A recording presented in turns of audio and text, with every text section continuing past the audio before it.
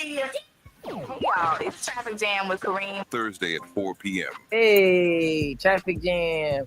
Rainier Avenue Radio. Download the app so you don't miss out. What's poppin', what's crackin', what's shining. It's your boy, Cream the Dream, on another beautiful week on here on Traffic Jam in Seattle. I hope you guys doing what you're supposed to do, being you're supposed to be. I got a good show for y'all. A lot to talk about. You know, Kareem the Dream, keep up with everything. Get your entertainment news with Kareem on the Traffic Jam, Thursday at 4 p.m. Sediment cleanup of the lower Duwamish River has begun. The U.S. Environmental Protection Agency and the members of the lower Duwamish Waterway Group, which includes King County, the City of Seattle, and Boeing, have begun sediment cleanup of the lower Duwamish Waterfall Superfund site. This important environmental project will address sediment pollution and help restore the health of the Duwamish River. Starting on the waterway's upper reach, construction activities extend from the south 102nd Street Bridge down straight to the Duwamish Waterway Park. Over the next 3 years, in-water activities will occur from October to February, ending in February 2027. Visit ldwg.org to learn about the upper reach cleanup and sign up for email updates. You are listening to Rainier Avenue Radio.world. Don't forget to log on www.rainieravenueradio.world.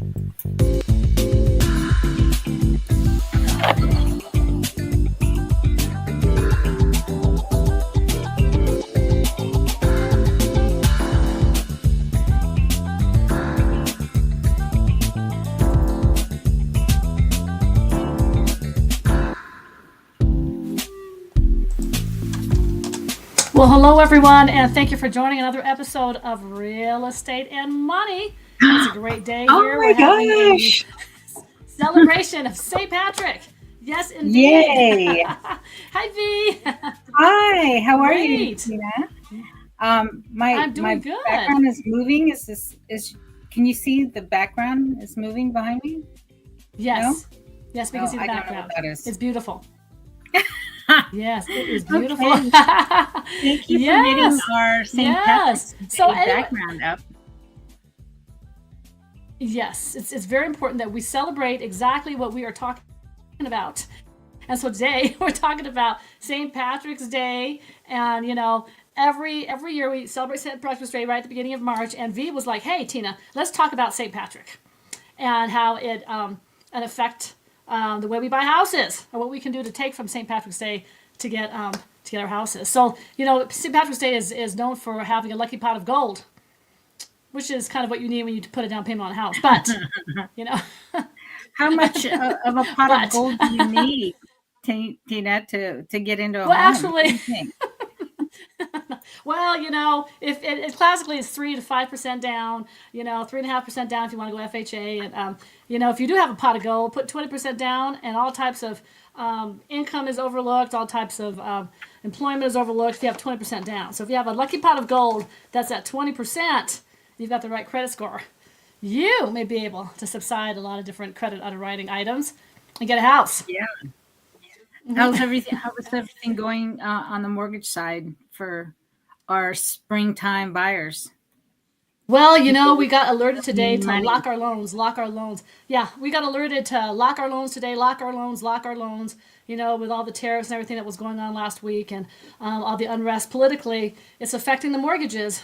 You know, it's the market actually took a dive, and, you know, it's going to be affecting the prices of homes. It's going to be affecting the interest rates. It's going to be affecting a lot. If these interest rates go up again, I am very, very it's going to be very scary. Okay, so it's going to be very scary. We were experiencing low rates, 6.25, 6.5 for FHA, and you know, we dipped into the 6.875s, what have you, for conventional nationwide.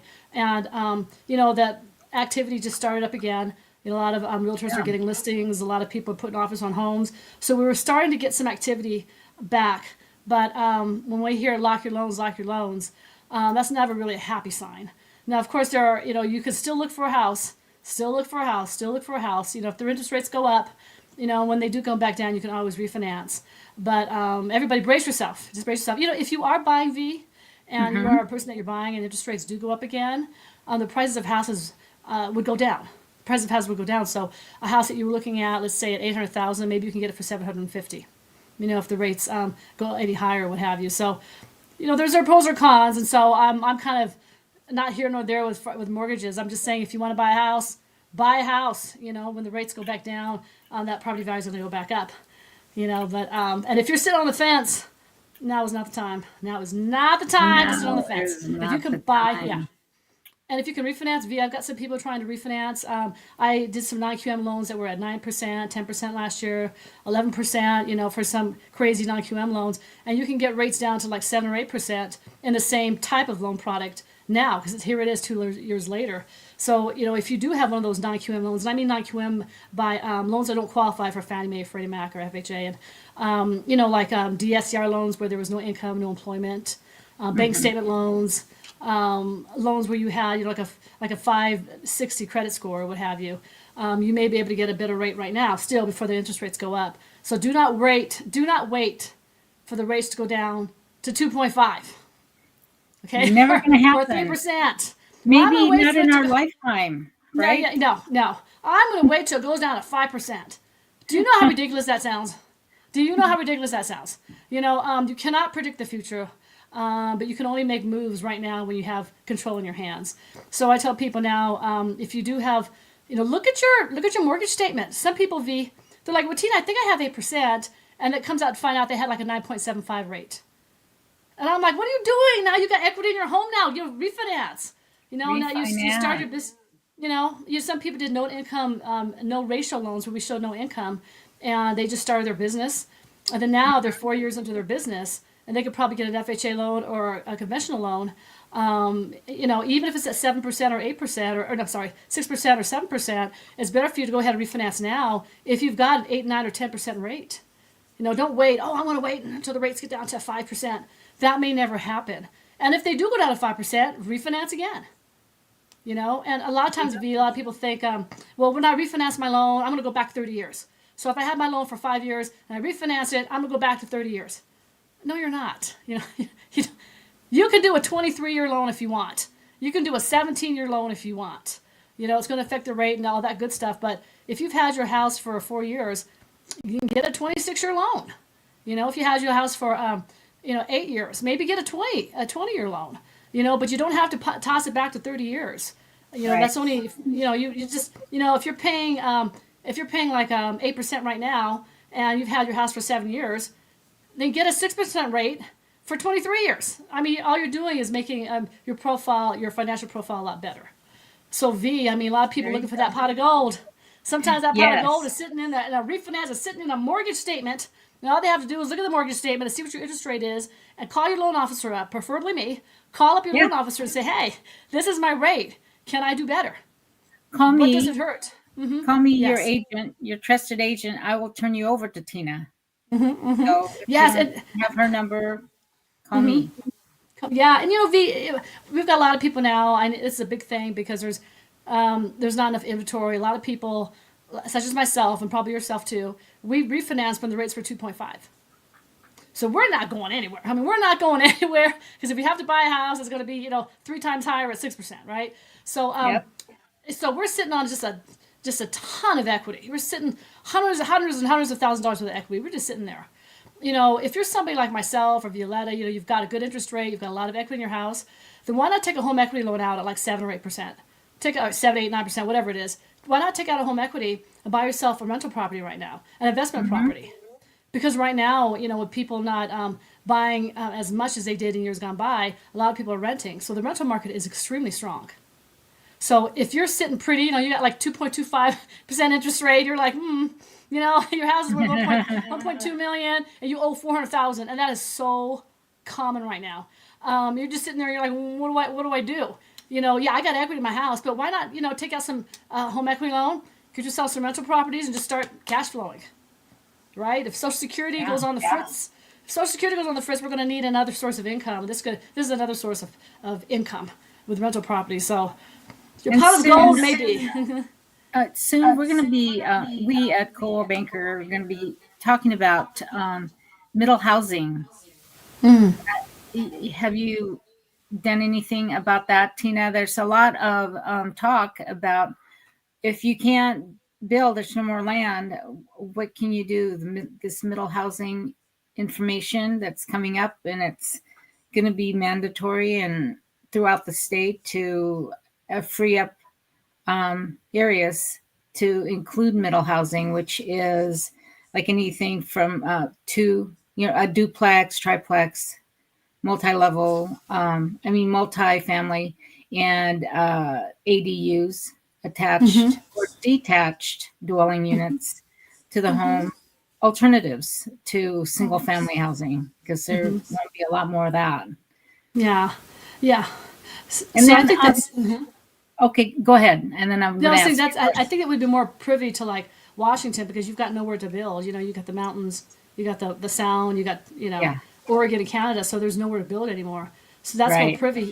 Here, as far as the eye can see, we can build. We can build from here literally out to Kansas. And a lot of people, what they're finding is a lot of people have infrastructures, and the problem is when you have so many houses condensed and so many people living in houses condensed, the infrastructure cannot accommodate. So if you have what used to be 10 people living in a house, and you build upwards, now there's 50 people living in the house, where are those 50 people going to park their cars? And if they do drive, they all do find parking. Where are they going to drive? The streets are not ready for that. The stores aren't ready for that. There's a lot of infrastructure. The weight on the electricity, the water, and everything else. So here, in our concerns here in Colorado, we're building outward. We're building outward because nobody wants to live on top of each other. So here we have a different problem. We can build as far as the eye can see. But places like Seattle, it is condensed and there's nowhere else to build. So you have to have the middle housing. So that's a whole different animal than us. And you've got the hills, you got the hills, you got the roads, you got the freeways going in and out and stuff. So a lot of people have to work in Seattle proper. So that's a whole nother thing. But here, we not so much have that issue here, or that concern. Yes. What about let me ask you this question. It might not be part of this thing, but there's people in the healthcare. I've been around a lot of healthcare professionals, whether it's on staff, they're medical professionals, or just simply working at a hospital in some kind of a capacity, or dental offices, any kind of maybe even plastic surgery places, clinics. What are there special programs for them, and also for students that have just graduated and gotten their degree? Yes. In the medical field, are there special programs for them? Yes. Well, there is actually what I was talking to Violeta about before. It's called a physician's loan, or formerly known as a doctor's loan. A lot of those programs, if you're a doctor and you've got a contract, you're done with your schooling, and you're trying to find residency somewhere, you can actually go up to like 100% financing with no MI, no mortgage insurance. You can go up to like $2 million. I think you have to put 5% down. But those programs, if you're graduating, with a doctor's degree or dentist or what have you, or anything in the medical field that requires a PhD, what have you, there are loans out there to facilitate that. There's a lot of areas like in Seattle, you got Harborview, Swedish Hospital, Providence. They're all clumped right there. A lot of the doctors and nurses, they want to live somewhere close to that area, in case they need to get to the clinic or to the hospital. So there are programs out there. If you are a doctor, or a dentist, you can actually take advantage of. And they don't look at your student loans. So a lot of times when doctor or medical students graduate, they've got $500,000 or $600,000 worth of student loans. Well, these programs out there do not look at your student loans. That's so much different than other degrees like engineering or business. If you have $300,000 worth of student loans, we're going to count it towards your loan, and that's going to make a difference in how much you qualify for. With doctor loans, it's a very, very good program because you can not worry about your student loans having to qualify with student loans on your credit report. Now, for nurses, there are programs out there that actually came out of 911.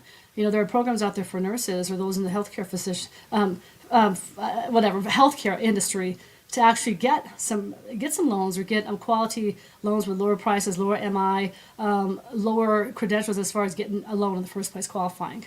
So if you are a nurse or you work anywhere in the healthcare industry, there are some special programs just for that. Good. And, teachers, firefighters, police officer, everybody that actually helped during 911. This is where these programs came from. The teachers, the doctors, the nurses, the police officers, the firefighters, the EMT. There are programs for you if you are in these medical fields, and it did birth out of 911. Yeah, and let Yeah. us give you the pot of gold. Yes. Yes. Free Yes. pot of gold. Yes. A free pot of gold. Yeah. Well, can I read a little bit about who Saint Patrick is? Yes, Let me please. let me make sure I've got my here. Okay, hold on. This is not. Oh gosh, this is not letting me get in here. Well, Anyways, who is she's Saint looking. Patrick? Look, I have green. My green nail polish. Yeah, green. Oh, Ready see, for I didn't even. St. Patty's Oh my Day. goodness. Okay. Oh my gosh. Okay. Okay. So let me read a little bit about Saint Patrick. Saint All right. Patrick is considered. Yeah, he is considered important because he is the patron saint of Ireland and is credited with bringing Christianity to the island nation, largely converting the pagan population through his missionary work, making him a key figure in Irish history and religious tradition. And his story often includes the legend of the Shamrock. So when Saint Patrick actually was converting Ireland, he used the shamrock as an imagery for the Holy Trinity, the Father, the Son, and the Holy Ghost. So that's why the shamrocks are very important. So according to tradition, Patrick was kidnapped as a young man and taken to Ireland as a slave before escaping and returning everybody to Christianity. So St. Patrick's Day is celebrated on March 17th and commemorates his death and the day to celebrate the Irish heritage. So that's what that's all about. It's really something else. Because I know if you ever see any stories, there's a couple of stories on some movies on St. Patrick, and what he did was just next to impossible. Came across that island. There's so many miracles that he performed in modern day, and converted the pagans over to Christianity. Were the snakes involved with St. Patrick? Yes. Oh, okay. Snakes were involved with St. Patrick. Yes. Yes. And he had to fight the pagans out there. It wasn't like he was going there and they said, "Hey, come hither and tell me about your God." No, he had to fight somewhat demonic entities to get on that island and actually teach and spread Christianity. So he was very, very powerful. So, you talk about all this magic, the pots of gold, the pots of gold, the rainbows, and magic and that sort of thing. But a lot of it has to do with some of the miracles that St. Patrick actually brought to the island of Ireland. To the island of Ireland. Yes. Yeah. So. Yeah. So But, is there anything going on in Seattle as far as St. Patrick's Day that you know? No, I really don't know. There's got to be a St. Patty's Day parade. There's always a parade around holidays, and a lot of drink fests, probably with the green beer. Fremont is a great area for your bar crawls. Yes. Do you remember being out there for that? Oh, I remember. Yeah, Pioneer Square. It was something Pioneer Square. Pioneer Square, all that, and I one thing I love about St. Patty's Day, once a year, whether my family likes it or not, I make corned beef and cabbage. Yes. Yes, you do. Yes. Yeah, don't you? I just love that. And we were talking, Tina and I, about the scent coming into your home of that cooking. If you do a crock pot version and it's all day long, you can smell that corned beef as you come in. I know, nothing like. We're Filipinos, but potatoes. Hey, we adopt these other yes, the cultural potatoes. things. What was it? The potatoes, the cabbage, and the corned beef, huh? Yeah, sometimes carrots too in there, and then Yes. Irish soda bread, and of course, like I said, the green beer. Yes. But how do you like to Yes. prepare yours? I can tell you a couple ways to do mine. Do you have a Oh yeah, way- please do. Yeah, I just throw. Yeah, because I just throw the meat in one of the pots, and then when it gets Let to a it certain cook all point, day? then I throw the cabbage and the onions. Yeah. Yeah. I put the cabbage and the onions, the potatoes in. But I know you've got a recipe for us that's much more calculated than me. Not really. No, not really. But what I do, let me go back to a quick story, a funny story. A girlfriend of mine, she called me one time, new at cooking years ago, and she called and said, "I have been cooking this corned beef forever, and I keep looking at it, and the meat is still pink.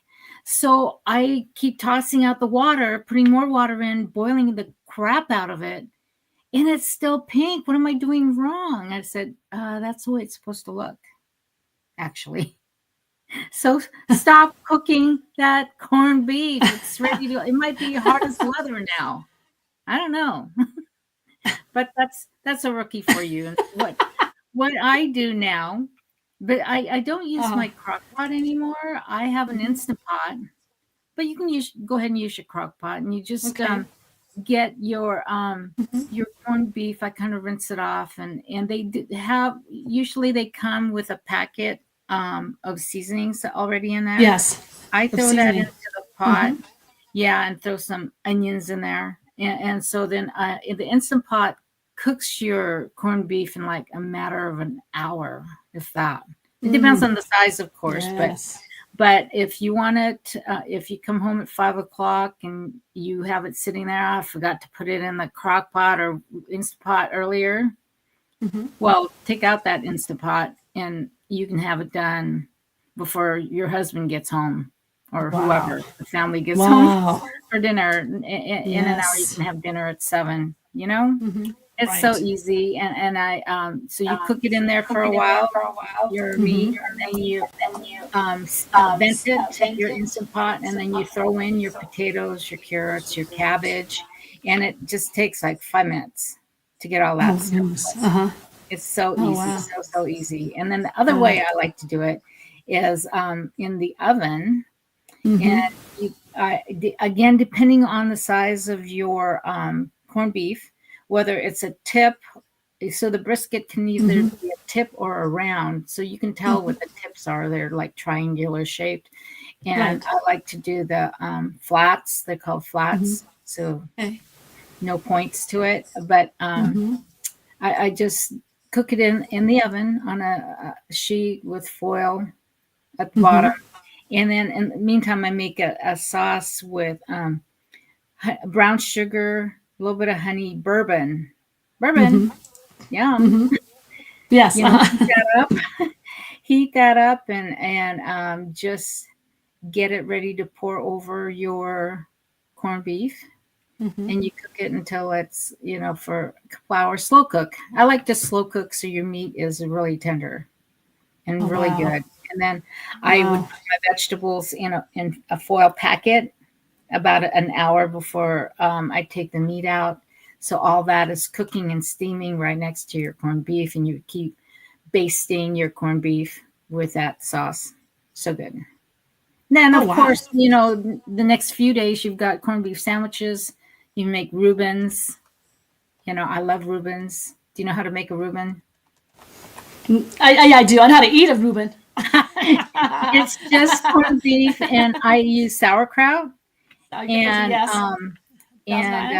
Thousand Island dressing, right? It's between 2 pieces of bread, and you grill it. Easy. See, that's it. Yes, that's it. And do you put mozzarella cheese on it? You could put Swiss cheese. Yeah. Oh, yeah. Okay. Whatever cheese you want.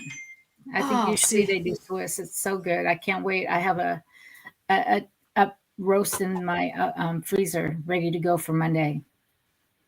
So. Wow. And then what else? I can smell it already, V. I can smell it cooking already. And then in keeping with in keeping with St. Patty's Day, our little theme, I took a look at I just pulled a couple of houses that I thought would be interesting because Daniel, do you have those that I sent to you? I sent just a couple. This house is in Black Diamond, new construction, 3-bedroom, 2-bath. But listen to the price. It's just under $918,000. Woo-wee. And 2,045 square feet. It's on a green belt. Oh, beautiful. Black Diamond, 55 plus community. And then the second home in Gold Bar. There's your pot of gold. And all the beautiful green around it. 4-bedroom, 1 3/4 bath for $870,000. That's beautiful. 1,870 square feet. But those are the 2 homes I'm featuring today. That's active right now. If you want to buy either of these, give me a call. But Black Diamond and Gold Bar, St. Patty's. That's beautiful. It's good. Yep. Get out there in the wilderness. Get out there with a the woods and back to nature. But Yes. I'm going to show this miracle really quick on St. Patrick really quick. Then I'm going to talk about me and Violeta being miracle workers ourselves. So St. Patrick actually is known for many miracles. And of course, you were talking about is that he drove the snakes out of Ireland. And so if you're curious, you can go ahead and look this up really quick here. It talks about the different miracles that he did. So he actually cured a blind man.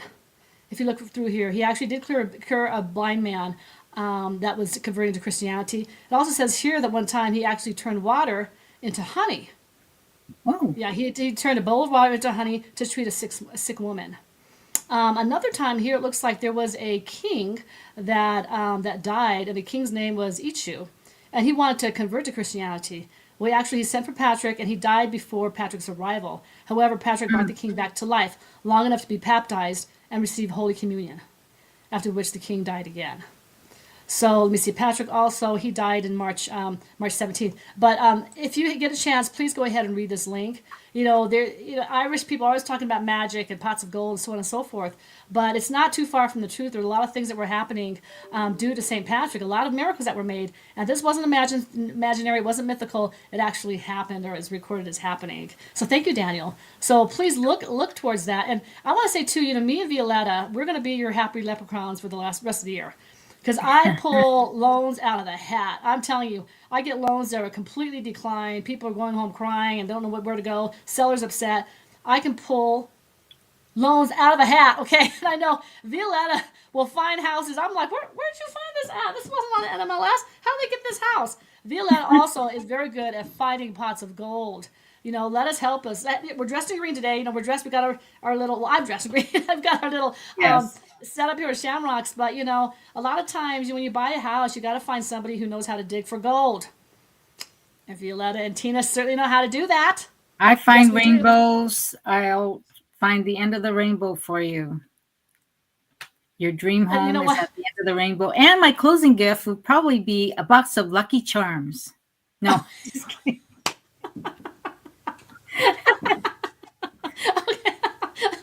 And green beer. Does that go together? Okay.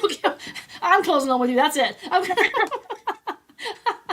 But no, so me and we're known to be pulling some miracle. The last couple loans we did were like miracle worked loans, and we are very happy to be blessed with the opportunity to find ways that nobody else can find to get you these houses. But Violeta is a master of finding houses. I don't know where she finds these houses at, but she pulls them out of I don't know where. And let me tell you, the last closing Tina and I just finished, she closed that deal under the time frame that we had put in as their closing date. So she pulled miracles to get that thing to close a week before. And that was not an easy deal. That was not your ordinary deal. So that was my pot of gold for you, V. Yes. Thank you very much, Miss Tina. Oh, no, thank you. So, give us a call. My phone number's down there. Violeta, what's your phone number, V? 206-406-5784, or call Coldwell Banker Danforth in Federal Way. My office. Yes, and my name is Tina Lombard. I'm with Texana Bank. My number is 253-332-5986. Anyways, looks like time's up. But Thank you for watching us. We'll see you next week. Okay, thank you. Bye-bye. Bye-bye. Happy St. Patty's Day. Happy St. Patty's.